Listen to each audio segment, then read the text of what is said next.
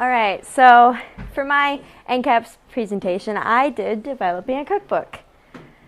And so I am currently a junior here at Sandy Creek, and for my pathway, I'm in the culinary pathway. And with that pathway, I mentored at a bakery. It's Michelle's Scrumptious Bakery in Juniata. And of course, it's named after my mentor, Michelle Brooks. And what I learned from mentoring. So to start off, I learned how to run a business, as I am interested in, running my own bakery, getting something started with food and such. And so she gave me a lot of pointers, and how she actually started hers was she's a home baker. And so what those people do is they make everything from home and then they send it out, and they have to have like special qualifications, special like papers. They have to have their homes inspected to make sure it's suitable for having food. And so I just learned from her personal experience about how to start maybe my own. Being prepared for orders. This is like the number one top thing, because in my times there, she was always getting phone calls for some cakes or cupcakes or whatever she wanted for hers. And so she had to have stuff on standby. And she has a big case out in front that has like cupcakes, any sort of desserts.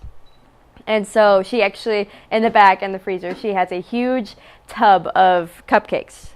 And what she does is she decorates them, sets them in a container, and then sets them out front so that she's prepared with those up front, since there's a lot of walk-ins, and so she can work on the custom orders.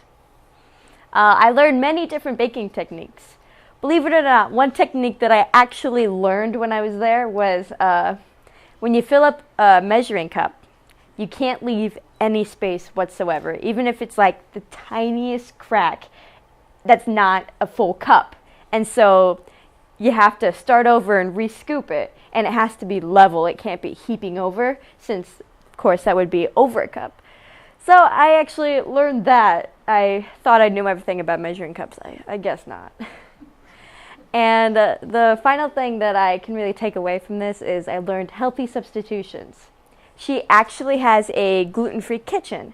And so she has a bunch of different flours like almond flour, coconut flour, stuff that is really healthy for you. It's really healthy, and it is requested in like the gluten-free. So learning about all of those, even sugar substitutions, like you can substitute coconut sugar, you can substitute honey for sweeteners. I mean, there's endless possibilities. And so for my project, what I wanted to do, since I have recently gotten into eating healthy and starting to just start a healthy lifestyle, that I was going to do a cookbook with healthy alternatives. Since you don't see many cookbooks that say, oh, this is healthy, you see a bunch of sugar. I really thought being different would be being healthy. And so what my theme is for the cookbook, it's in collaborations with a TV show, which is Stranger Things. They came out with a season 2 like months ago. And so that really inspired me sort of to like look at the show, look at the food that they have on there and be like, oh, I can make this. And it also, like, when people see it in the store, I know I like seeing stuff that's in collaborations with like TV shows or movies. So I thought people, if they see that in the store, the market would be there. And so they'd want to pick it up and be like, I want to try making the stuff they have in the show. So I don't have the cookbook all the way done, but I have 5 original recipes that I am going to get pre-registered for copyright, since to reserve my copyright for my cookbook, I have to get things pre-registered.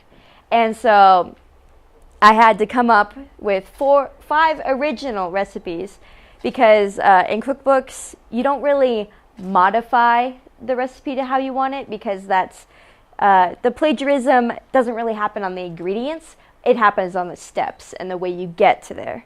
So I had to create 5 new recipes all from scratch. I wrote them individually. So I wrote one, focused solely on that one, perfected it, they moved on to the next one. So I am going to say you should expect a hard copy in May 2018 because I might continue working on this until I have a hard copy because I want to finish it and I want to see my success and be like, yo, that's mine. The setup, so how I want my cookbook to look. The title is Healthier Things, pun. And where I want it published is I'm going to go to Morris Publishing in Kearney. They have 2 physical locations there. One is like their corporation, and the other one's just a little shop downtown. And so my mentor actually gave me this idea because she used to work at Walmart, and when they had employee cookbooks, they would go to Morris Publishing.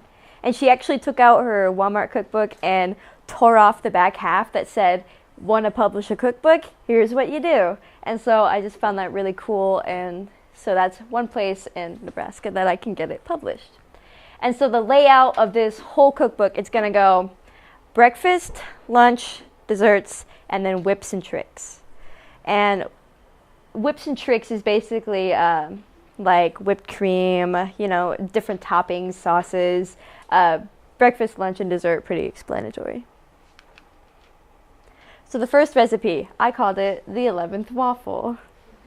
And so the description of this is they are whole wheat waffles that can be served with like honey if you want to be super healthy. Or we even have this coconut Cool Whip that's really good and really low in sugar. So it's good for you. The health benefits of this. So whole wheat is very famous for having lots of fiber. And lots of fiber in your diet is really good since fiber gives you nutrients and it just helps regulate your body. And another one is whole wheat has a lot of vitamins. So there's like a ton of zinc, just all the arrangements of vitamins. And so the relevance to the show that these waffles have is 11 really likes Eggo waffles. And so I thought, why not make the staple of the show since Eggo has actually come out with a bunch of recipes inspired by 11. So why not just make a staple and do a waffle? The second recipe I have is the maple eggs.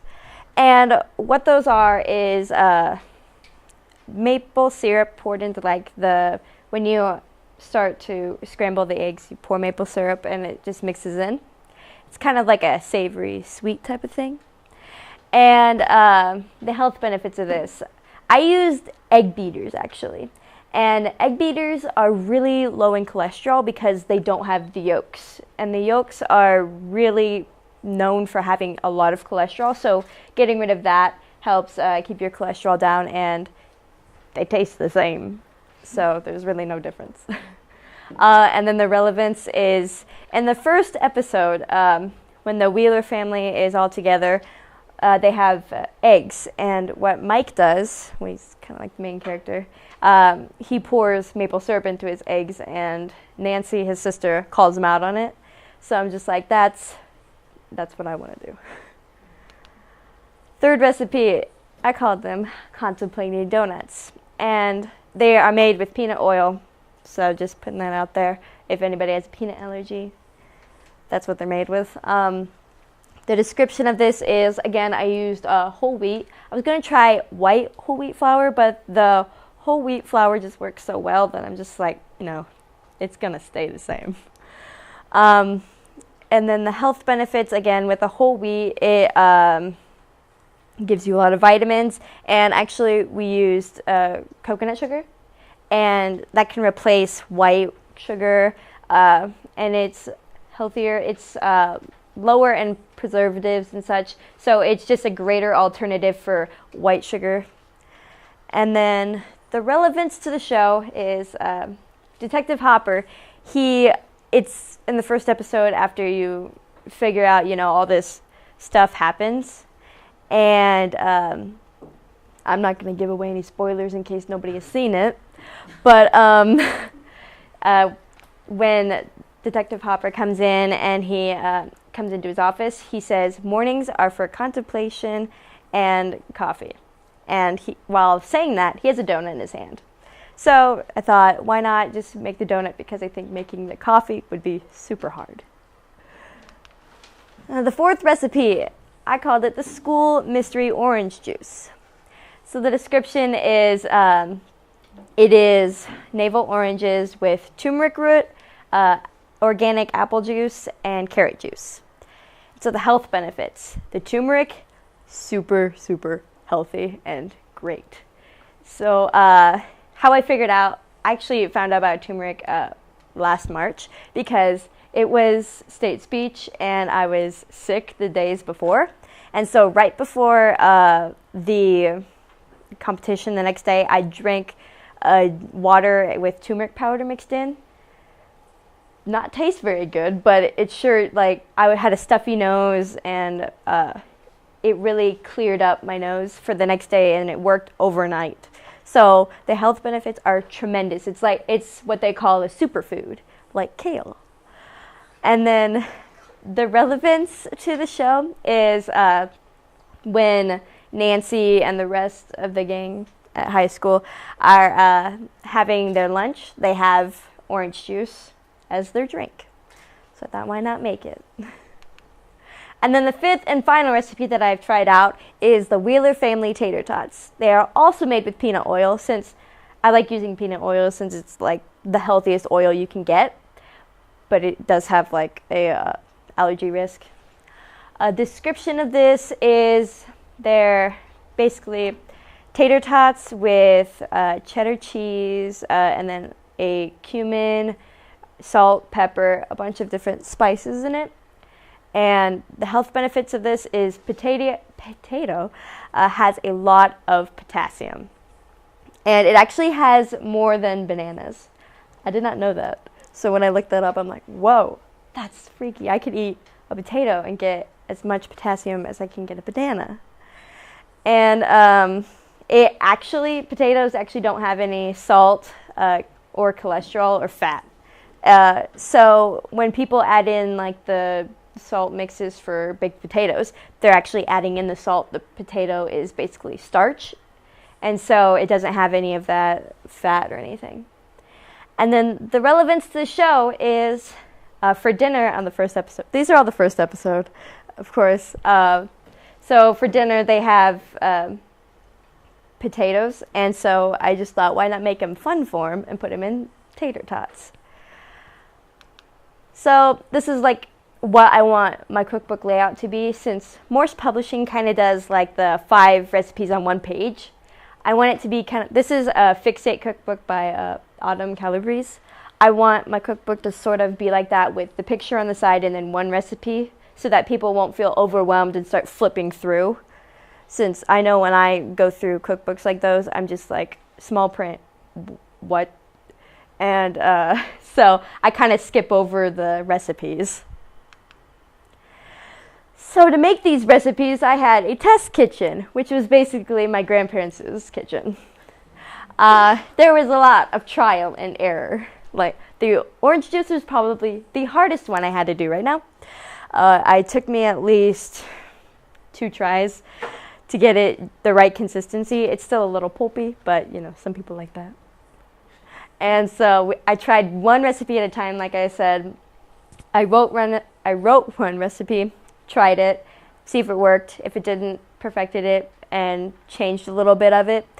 I actually didn't make the recipes myself, since I wrote the recipes, I know how they're supposed to go. So I wanted somebody that was just taking a fresh look and just reading at it, like looking at it for the first time, if they could follow my instructions. So I used my family as the test subjects. I, of course, tried them too, but, you know. And then I found many different alternatives, like if coconut sugar didn't work, then I had to try a different kind of sugar. Like, there's organic cane sugar. If that didn't work, then I'd have to try a different one. So I found out many different alternatives that I could make, like stevia is used to sweeten. I don't think it replaces sugar, but it's just used to sweeten just a little bit more. And then honey. Honey is a great natural sweetener if you want to replace sugar totally. So what worked? The sweets, my specialty, worked on the very first try. So out of the 5 recipes, there's about 2 or 3-ish that are sweet. And those actually worked very first try. Only had to modify like my procedure a little bit because it was kind of hard to, you get the gist, but it was hard to kind of fathom how that was supposed to go. So that's all I really had to change. The savory, it kind of took 1 to 3 tries since I don't know as much about savory foods since I only have worked in desserts. And so having to go on a whole different spectrum, it was hard, but it was just a learning process that I had to go through. The drinks, those are probably the hardest, like 2 to 4 tries, because it's hard to get the right consistency of the drink and not make it a smoothie if it's not meant to be a smoothie. That was my first try with orange juice. It was a smoothie because instead of carrot juice, I added actual carrots. And those didn't mix up very well in the blender. It would have probably mixed in a juicer, but not many people have those, including myself. I don't have any. So finding out like the right consistency was the hardest for the drinks. And as I said, desserts are my specialty, so I am the best at those. And I can write those and get them right in the first try because I know all of the, like how much to use of it and such. And I also have some cheat sheets that give measuring codes, so it's pretty great. For my career, I want to be a pastry chef. That's just a fancy way of saying somebody who works with baked goods. And if I can't be that fancy, because pastry chefs are mainly, the term is mainly used in like high quality restaurants and like 5-star restaurants.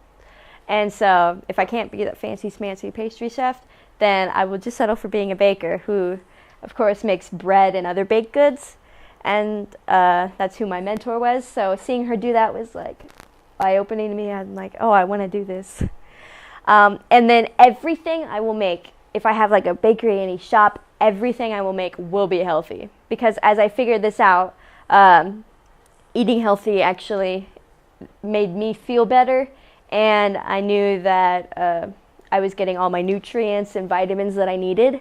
And so I want to do that for other people and show them, hey, here's an alternative. It actually tastes really good. And you don't have to worry about, feeling sick if you eat too much or just not wanting to finish your meal. So in conclusion, this is one of my many career experiences. I still have like 3 whole semesters left since I'm only a junior. And so I have decided to try out some more careers, but still in the back of my mind, I'm like, baking, love it.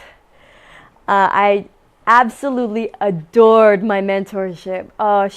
My mentor was so awesome, and it was actually kind of bittersweet on the last visit because I had actually found out about Michelle's Bakery through cake pops. See, for Christmas, my grandma got me and my other 2 cousins cake pops that she originally makes, and so that's how I figured out, oh, this is bakery in Juniata, and it tastes really good. So on the last day, we made cake pops. And so it was kind of bittersweet. I left it. I'm like, it was hard to leave. And my cookbook project, expect it May 2018. And I will probably give my first cookbook to my mentor since she has done so much for me and help and preparation with this cookbook that I'm going to give her my first one. But if anybody wants it, hit me up. And then what to take out of this? So I learned a bunch of different baking techniques that I had not previously known due to watching Food Network, since I spent all summer watching the Food Network, and yet I learned new things about it. I learned how she started her business and how she ran it, how I could do my own and start something that I will enjoy with food and being healthy with the substitutions and everything. So it was really a great experience for me to figure out if I like this career and if it's something I could see myself doing in the future.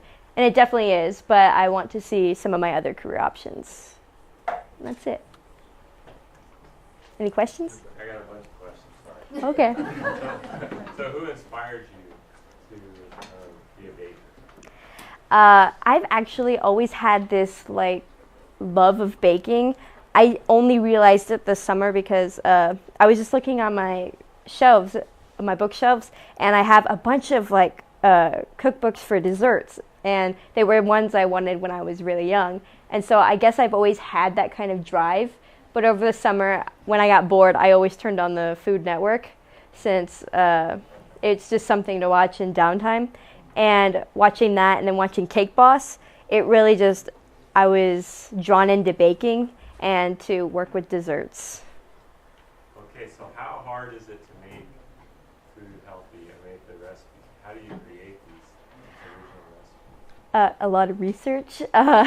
Seeing like if I put coconut sugar and coconut flour together, I'm not sure how that would taste since they're both coconut. So just looking up what works well together. And actually in the waffles, I used bananas instead of butter, since they have that kind of consistency and such, and they work well in baked goods. So I guess creating it was just a lot of research and a lot of looking at other people's recipes and seeing what they did to formulate my own. How do you make it so that you don't sacrifice the taste or the you know, that, I mean, you just have a lot of people that you test it out, or do you test it out? I do test it out myself, and then I get feedback from like my family. And then one time I actually did bring a dessert to school. They were PB&J pockets.